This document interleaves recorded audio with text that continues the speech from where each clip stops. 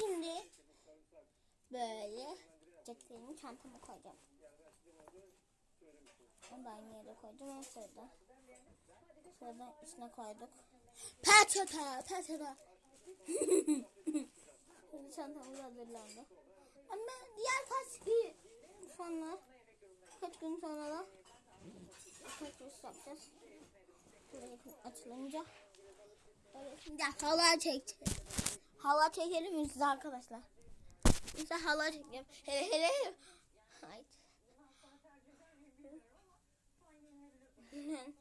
Görüşürüz. Arda Güler, Kenan Yıldız. Şöyle Kenan Yıldız. Ferdi,